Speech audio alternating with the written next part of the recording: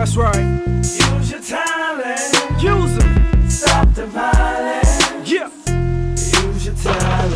From one heart to another, I lost two brothers. I had to brace myself, but that devastating news, that senseless act of violence. Hello, I'm Mann, co-host of the Stop the Violence, Use Your Talent television show. Today we're here at the Christian Businesswomen Conference, interviewing some of the top leading ladies in our community. And today we have here Frambo. I think the talent that I bring to the ministry is, and to the community, is that, number one, I'm a paralegal. I work for the Department of Children and Family Services. So I have a heart and a passion for society. God really ministered to my heart about a women's ministry. And at that time, I think I kind of went along my own way, kind of overlooked it. But once I returned to the marketplace, my heart was grieved for women in the business place, because there was not a lot of support and not a lot of encouragement for women. And I saw them go through different things as far as trying to work a full-time job, raise a family, provide minister to their churches, and but there was no support for them on the job.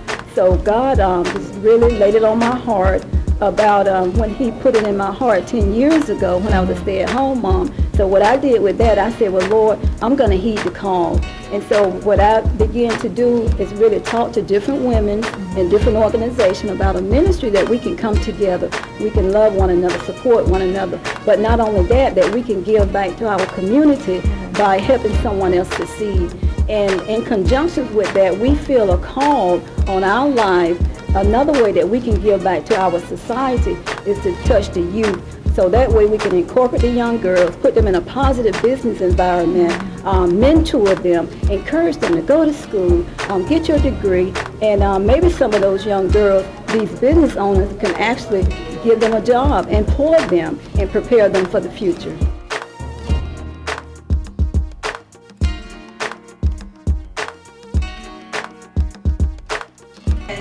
When the Lord laid it on my heart at the last conference, I told the ladies, I said, I know God has called me to do this ministry.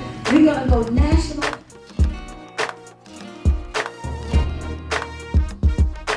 The Christian business women exist to encourage and support Christian women in the marketplace through time in the Word, prayer, and networking. Our goal is to inspire and challenge women to utilize their God-given talents and abilities to become the individual they were created to be.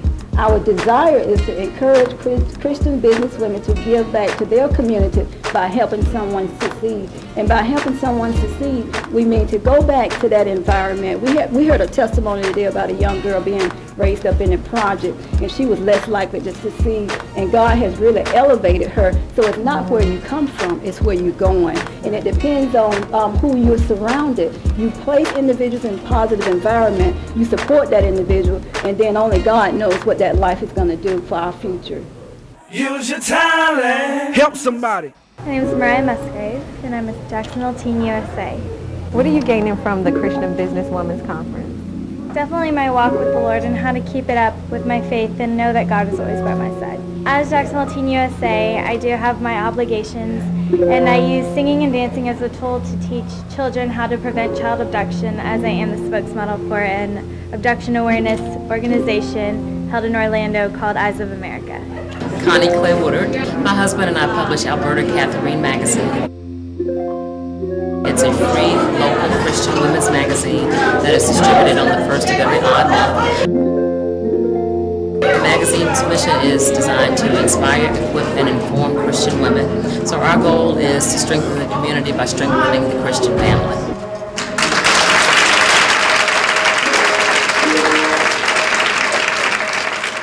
Stop the violence. Here we go. Use your talent. Help somebody.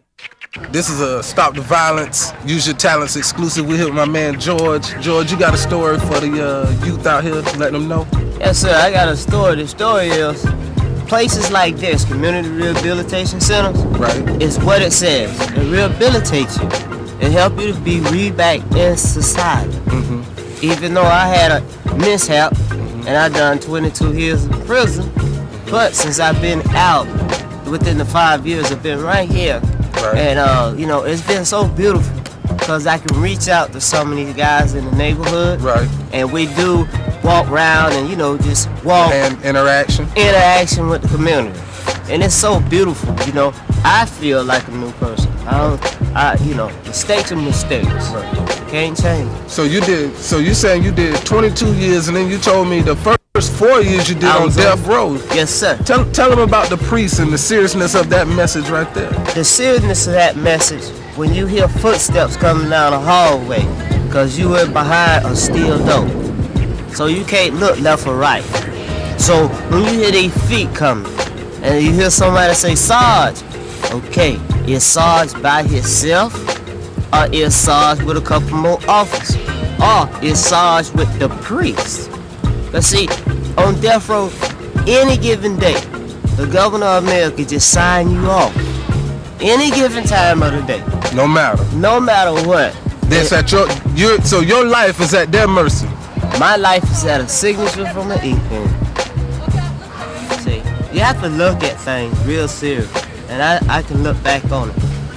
Well, that's George's story, and there's many more stories. We're just here trying to make a difference on this day. Bungee Entertainment, being used to, never giving in. This is all about positive. My man George, keep doing what you're doing, baby. Let the youth know that there's alternatives. And if this man could do 22 years plus 4 on top of that on death row and survive that, it's telling you that you don't have to go that route. Do the right thing. Do the right thing. There you go. Hey. Hi, I'm Mayor John Payton, and you're watching Stop the Violence, Use Your Talents. Stop the violence. Use your talent. We do have to learn in this nation by embracing Martin Luther King Jr. and what he stood for. Be ashamed to die until you've tried to do something to make your community better. Hey, we're students representing UNF, telling everybody to stop the violence and use your talents. Somehow, some way. Yo, this bigger ranking, man. Cool runnings. Stop the violence, use your talent, man. It's going down. This is a real movement, man. Get with it, man, all right? We will continue to get there. Be ashamed to die. It can be your community, it may be your city, it may be your state, it may even be the nation or the world. But it really doesn't have to be. It can be a victory in our schools, it can be a victory in our neighborhoods, it can be a victory in our church. But at the end of the day, be ashamed to die until you want a victory for humanity. This is Landon's 7th grade basketball team. Stop the violence, use your talents. Let this be your anthem. God bless you. This is Bishop Arthur Jones, pastor of All People National Church, here with G and Stop the Violence. When you speak of talents, I don't sing, I don't play any instruments. The gift of the work I do is preaching and caring for the needs of people. I feel this is a talent that God has placed in me. When it comes to our young people, our children, I think that standing as a father figure before our youth is extremely important. Most of our children, as they grow up, they seek place, acceptance, and love. If they can't find that place, acceptance, and love within the family circle, they're going outside of the family circle to find that place of position, acceptance, and love. And often they wind up in gangs or in trouble. I believe it's extremely important as a man figure in the house that man in the home establish a relationship with his sons and daughters to the point that they gain respect for their parents, mother and father. In my home, when I was coming up, my father was a hardworking man. He was a loving man, yet he was a chastiser. And believe me, when I did wrong, when I messed up, Daddy punished me. And I knew he was punishing me for the same things he did, but he still punished me. And one thing I desired as I grew up with my children, because my father never allowed me to say, well, Dad, I really didn't do that. Because when I told my father I didn't do that, he would say, am I lying? And my next word to him would be, no, sir, you're not lying. I remember one time, on a vacation that we were on, my son, I thought he had done something, but he hadn't done anything, but I thought he had. And I was chastising him openly because I've always said social embarrassment deserves social punishment. And I was chastising him openly. And after I chastised him, my wife and my mother came to me later and said, he didn't do that. And when they told me that, because I had chastised him, I punished him openly around all his friends, I thought as a father, I should apologize to him openly before all his friends. And so when all his friends together, I brought him to me. I said, son, loudly, not softly, son, they need to apologize. I did something wrong. I messed up. I thought you did something you didn't do. Daddy's sorry. His words to me was, you daddy, it's all right, daddy. I said, no, son, it's not all right, because parents make mistakes too. That's important. The children must know that parents make mistakes, that they've made mistakes, but the parents' job, the parents' desire is to help their children not to make the same mistakes that they made. It is very important for the father to show up in the house. In most instances, the mother is always there, but the father in the house, with love in his heart, makes his house strong and calls his sons to have a place where they can look for leadership, for guidance, and to have a role model in their own home. I think that the talent that God has given me is to stand as a father figure before the youth of our community. No one in my family has been murdered, but I've dealt often with the families of murdered victims in funerals and consultations and dealt with them as they journey through that loss. And for any family that loses a family member in such a way, it has to be a great pain and a weight to carry, and a loss that sometimes some family members find it difficult to ever recover from. As a pastor, I find it difficult, and this is being honest, to find the right words to say. And so I lean on that I receive from God's Spirit, His understanding, to lead me into each area and each loss for each family.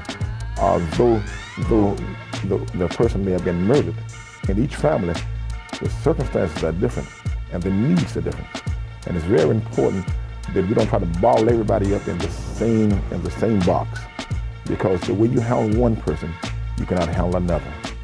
And so I find it very important that you make yourself available just to be there, because you're not going to really find the word to soothe or to comfort, but to be there, to lend a helping hand, to show up, and to let them know that wherever you need me to help you, I'll be available.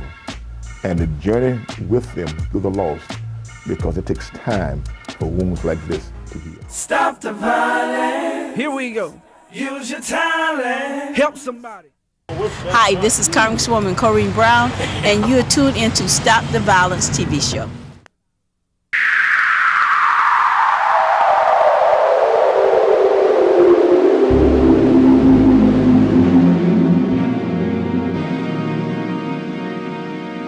Stop the violence. Come on, get down like this. Come on, gotta be bold. Get down like this. Come on, use your talent. Come on, say, come on.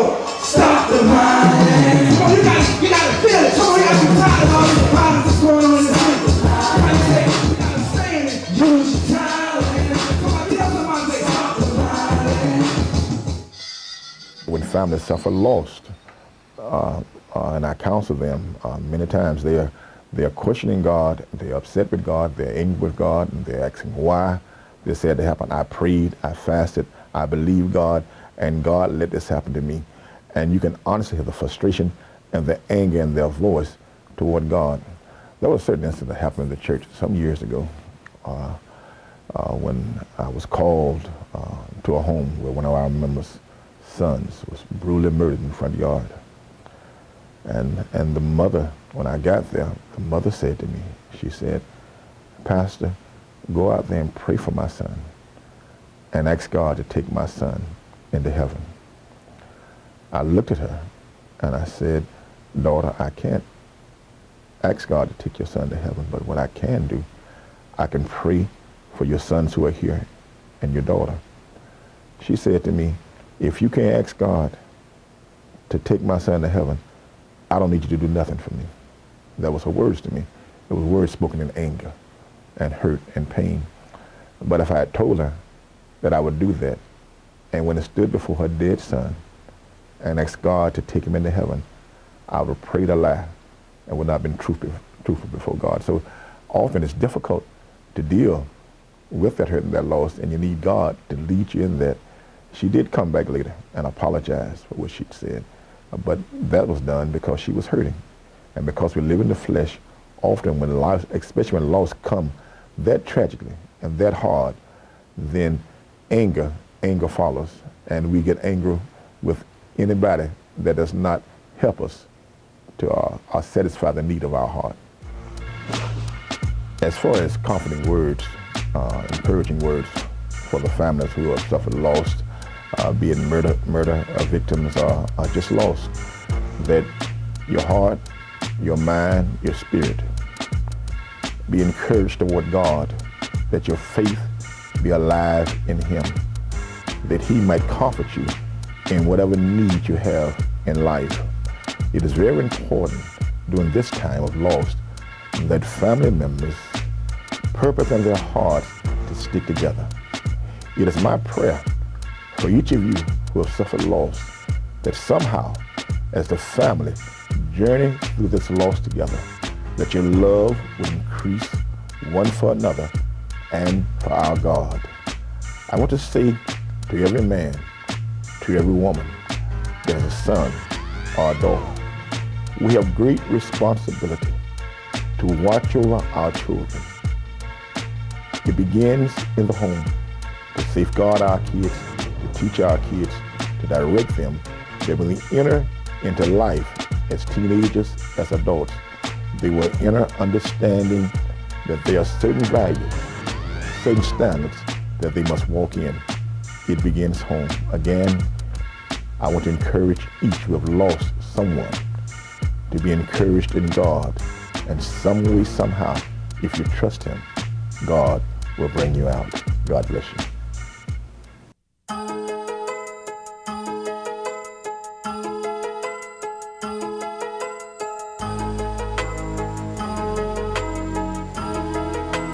My name is Beverly McClain, and I'm the mother of Andre Lynn Johnson. His body was found June the 23rd, 05, in Reebok Scenic Park on the banks. Had washed the shore right up in there. I said, how somebody gonna kill somebody and throw him at him? It's unreal.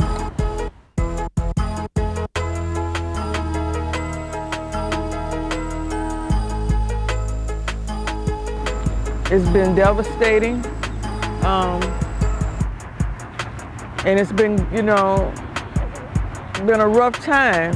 It's been hard, losing a child and you don't know what happened to him. It's hard. You reach out every day trying to get answers. Someone out there knows, but nobody came forward. Andre's body was found in the Reebok River. Somebody put him there. Somebody knows what happened to my son. And I'm not gonna rest. I'm not gonna stop doing what I'm doing until I know something. Somebody will come forward and say something. Let me know something. What happened? What did he do to make you so angry where you had to kill him and throw him in the river?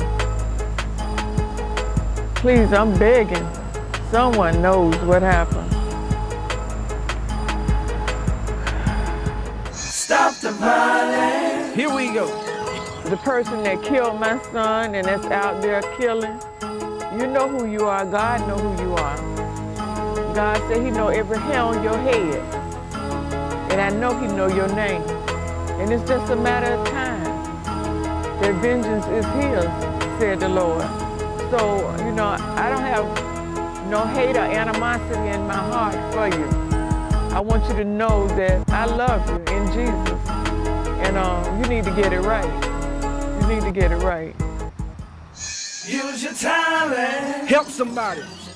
Andre was using his talents, talking to young people, telling them about his story and how he went to prison and, how it made a difference in his life. And he went to prison and it's supposed to rehabilitate you and, you know, prepare you to come back out in the streets to live a normal life, but the doors weren't open for them. All the doors was closed, you know.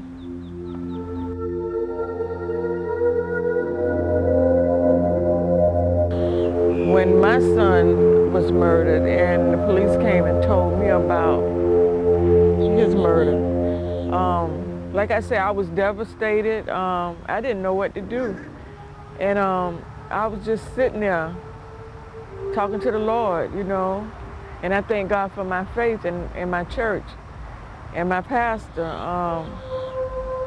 If it weren't for the Lord, I wouldn't know what to do. I got up and I started reaching out to other people, trying to help people. I didn't want nobody to hurt like I hurt it, you know, being lost. Because we have a support group, Families of Slain Children, which was founded after Andre's murder. And we come together and we support one another. And that's what you need. You need support. You don't need to sit there home alone or just alone, which you're gonna find yourself being. Once your loved one is gone, you're lost. And I want you to know it's a group of us that lost loved ones, and we know how to feel. You know, you're not alone. We can reach out and help you, and you be a help to us. We be a help to one another. The support group is at 1 Timothy Baptist Church, 12103 Dunn Avenue. Biscayne Boulevard, I'm sorry, off Dunn Avenue. We come together every Sunday and support one another in this mission. I call it a mission, a ministry, where we just love on one another, because that's what you need. You need someone there for you, and we're there.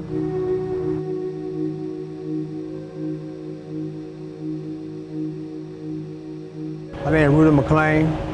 I'm the father of Andre Lynn Johnson. My son Andre Lynn Johnson was murdered. It affected my life. It hurts. It hurts that somebody would do him like they did him, you know. All that I can say has affected my life is I can feel other people hurt now. People have lost loved ones, you know, murdered loved ones like that, and don't know what happened to them, you know. I can empathize with them, you know, because it's not a good feeling to have somebody murder and you never know what happened or who did what, and you know, and it just that it leaves a opening there that's never been closed, you know, not being closed, you know. The problem we have today, you know, that people don't come forward and they see things, you know. The only way you're gonna solve a problem is people come forward, you know, and then you don't understand until it hit home, because that person took if it took that person's life, they'll take your life too, you know. So, you know, come forward. That's all I can say. Stop the violence. Here we go. Use your talent. Help somebody. Andre was just telling us, my wife said earlier about just talk to children about where he's been at, and try to get them to understand that if they're doing what they keep doing or keep doing the wrong thing, they will get what he got. If he'd be in prison like he was in prison. So he's just trying to tell them not to do the same things that he was doing, so don't wind up in prison like he did.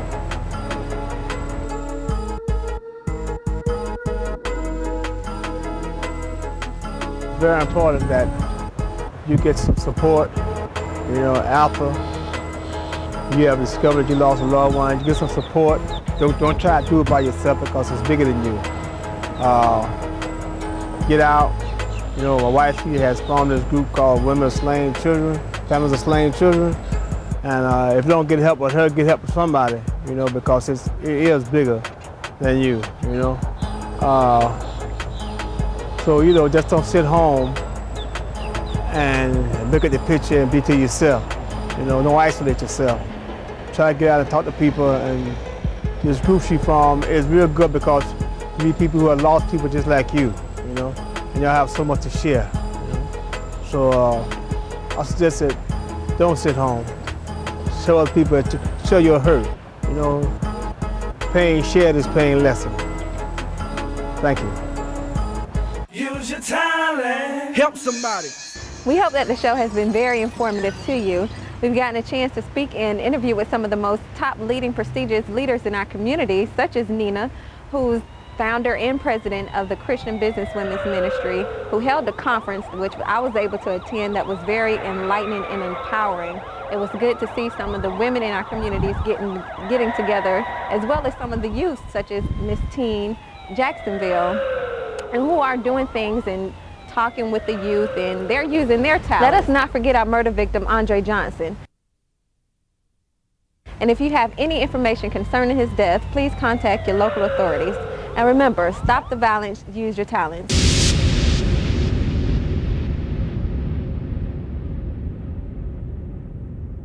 Stop the violence, use your talents, yo. Winners never stop, winners keep going continuously. Are you feeling me?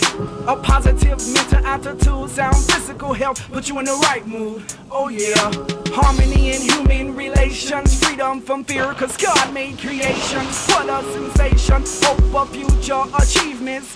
It's time somebody start believing and receiving. Stop the violence, use your talent. Come on, listen up now. Stop the violence.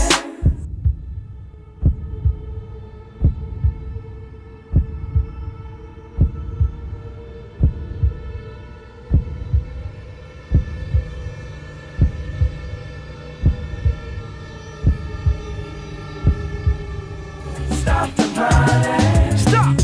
Use your talent. Use it. Stop the violence. Use your talent. If you got any information concerning any violent crime, please contact your local officials. Tell someone. It may help. A lot of people don't understand it until it happens to them. It happened to me and my family twice. I lost a cousin and a brother. We gotta stand up and make a difference.